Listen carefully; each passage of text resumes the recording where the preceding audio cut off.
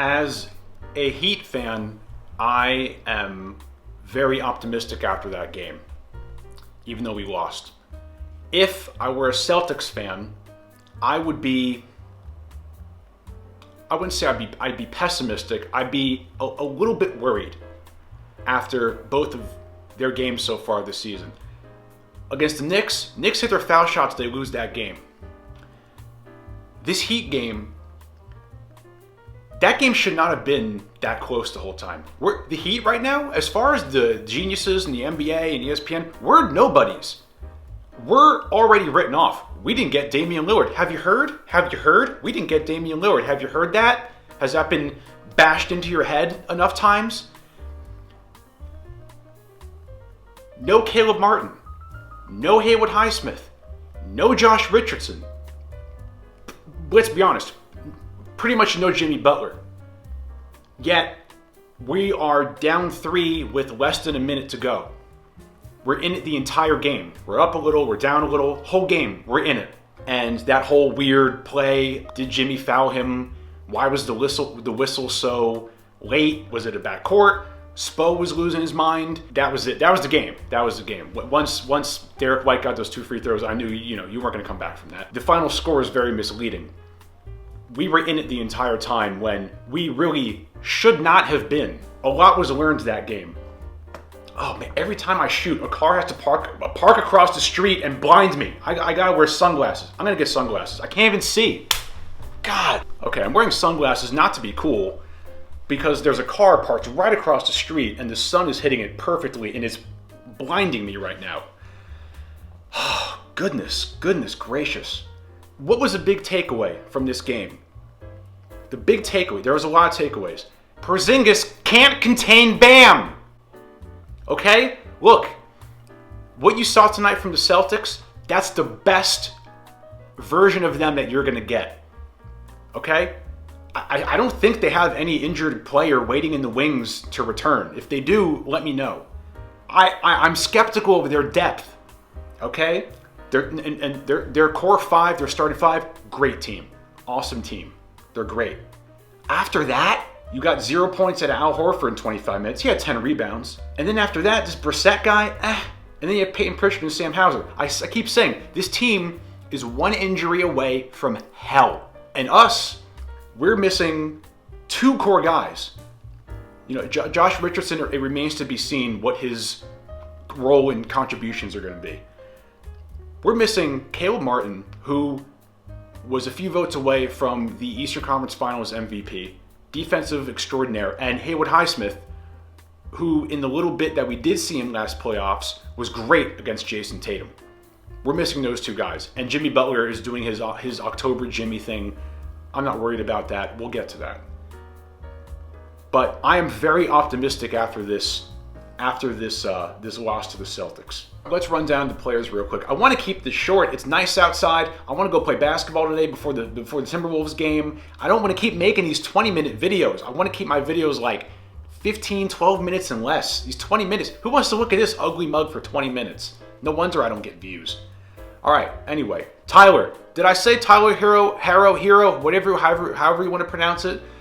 Did I say he was going to pop? What did I say that? 1 or 2 videos ago? 40 minutes. It's a lot of minutes, but he's young. He can handle it.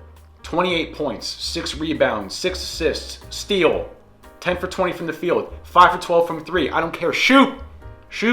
Bam, 27 points, 7 rebounds. I want more rebounds out of Bam. Why is Kyle Lowry getting more rebounds than Bam? 23 field goal attempts. Nice. Got to the free throw line 9 times. Nice. Something big that we learned tonight is that it doesn't seem like Porzingis can contain Bam. And I'm telling you right now, Celtics fans are going to realize that not having Robert Williams, Grant Williams around, even Malcolm Brogdon, people forget Malcolm Brogdon. The guy won 6th Man of the Year last year. Not having that depth is going to hurt them. This Celtics team, they are not some big, scary, impossible to beat behemoth that the NBA media is hyping them up to be. I mean, that last play with that challenge goes different. If that unfolded a little bit differently, that would have been Heat ball, down 3, 40, 50 something seconds left. That game could have gone either way. Okay, so Tyler and Bam, beautiful to see them drop 28 and 27 points. Lovely. Jimmy, let's talk Jimmy real quick. I'm not worried about Jimmy. We're getting October Jimmy. I don't know if Jimmy is just some master troll and he's like, you know what? I'm gonna let you guys toughen up and season yourselves so we're experienced for the playoffs and crunch time and all that stuff, and you know, we're gonna throw Jaime Jaquez to the wolves and toughen him up and put Drew Smith on Jason Tatum and toughen him up, and I'm just gonna kind of, you know, fall back, and when things matter, I'm really gonna start to try. I don't know if he's just that much of a master troll, or if, you know, he just approaches the season differently than any other NBA player. Like, a lot of guys, they start the season and they're shot out of a cannon, right? And they're up here. Whereas Jimmy starts down here. And as the season goes by, a lot of guys will diminish, and then Jimmy gradually locks into his, you know, Jimmy mode. So I'm not worried about Jimmy. I wish we just had, if we got the game from Jimmy that we got against the Pistons a couple days ago, we probably would have won that game. Or, you know, he might have just had an off day. I don't know. I'm not worried about Jimmy. But it's just kind of unfortunate, because if Jimmy just showed up tonight, that's our game. That's what's kind of unfortunate. Especially when this leads me to Kyle Lowry. You got a great game out of Kyle and Kevin Love. And it was kind of like, you know, a little bit wasted. Kyle was great. He played 32 minutes. 13 points, 8 rebounds, 5 assists, 5 for 7 from the field, 3 for 4 from 3. Big, high IQ plays. Just being that nuisance, that disruptor. Duncan was fine. You know, Duncan, he had big threes, 3 for 6 from 3, 9 points. Duncan, I feel like some nights you're gonna get really nice stuff from Duncan, and then some nights you might just get your 3 for 6 from 3, which is fine. Like, that was enough. I'm still on the leave Drew Smith alone bandwagon. We got 23 minutes out of Drew Smith. Now, this might change once you get Josh Richardson and Haywood Highsmith, Caleb back, but I don't think Drew has been a disaster. I know he's a minus 18, not his fault. That's not his fault. He was in there with weird rotations. A lot of people were losing their mind about having Drew and Kyle in there at the same time. Drew Smith was in there with a kind of a weird rotation. But hey, 9 points, 2 rebounds, 3 assists, 3 steals, and a block. 3 for 6 from the field. 3 for 4 from 3. I mean, think about, you know, in defense of Drew Smith, think about where that guy was. You're an undrafted two-way guy for years. You finally get a contract, and then all of a sudden, your second game in, you're playing 23 minutes against, you know, the Celtics. Same thing with Jaime Jaquez. I think throwing Jaime Jaquez in there like that, a kind of baptism by fire, kind of thrown to the wolves. You're a rookie, and all of a sudden you're in there guarding Jason Tatum. And it was a little ugly, but toughen him up. That's it. I mean, you got to get in there, cut your teeth, take your dings and scratches and bumps and bruises, and that's the best thing for him, to get him used to this NBA style of play.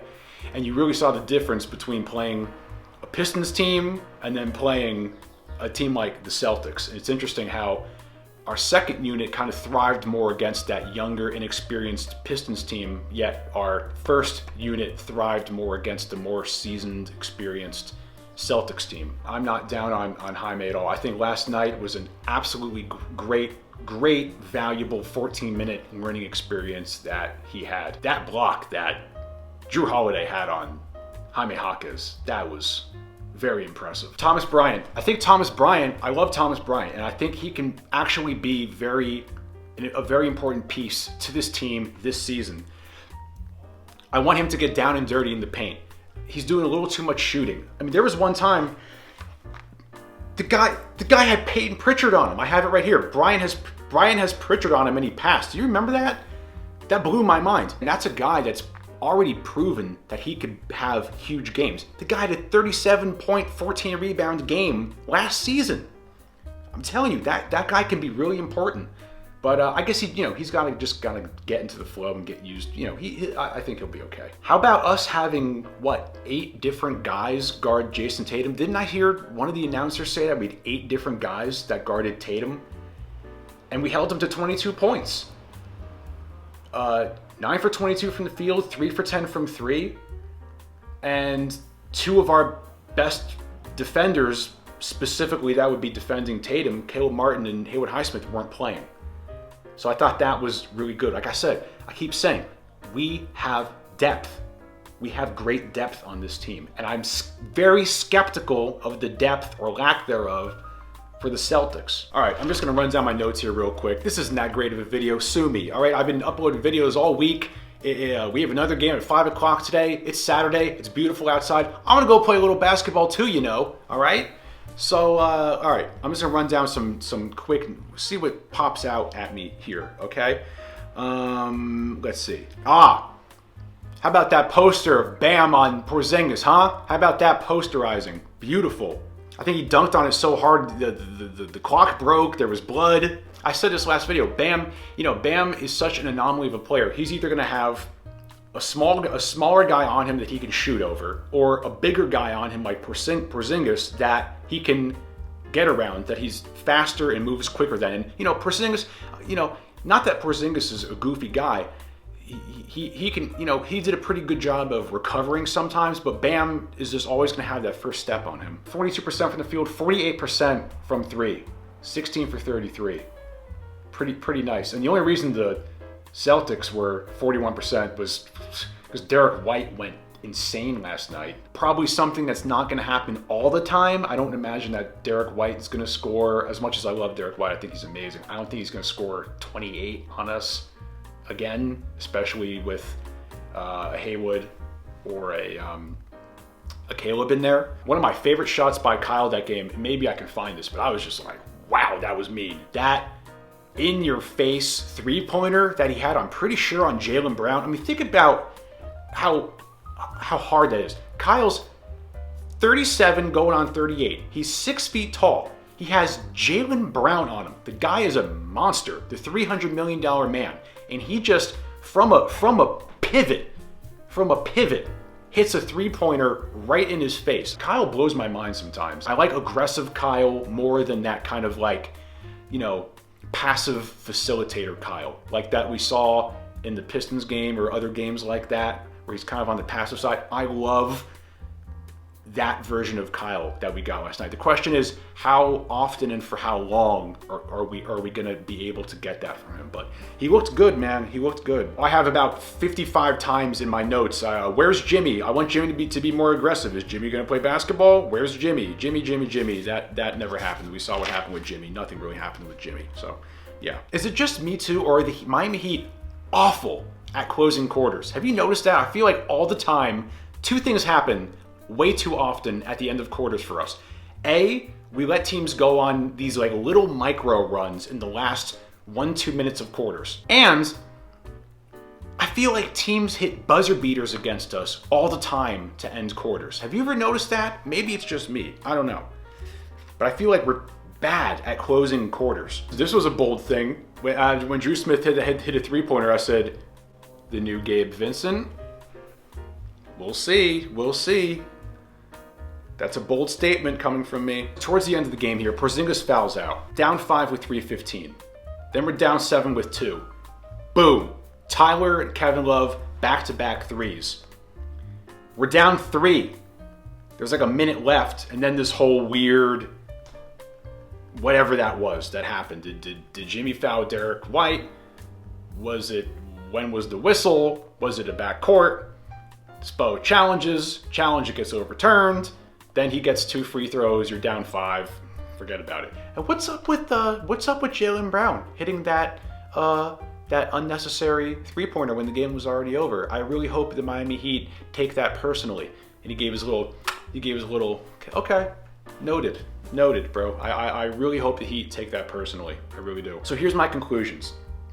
A healthy, functioning Heat team is better than the current healthy, functioning Celtics team. That's the best version of that Celtics team that you're going to see, unless they make some trades eventually. But right now, what you saw last night, besides Porzingis fouling out, that's pretty much generally the best version of the Celtics you're going to see.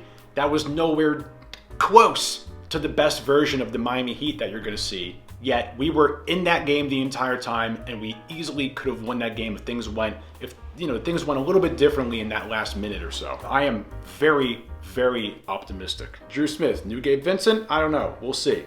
Porzingis can't contain Bam. Yes, that's huge.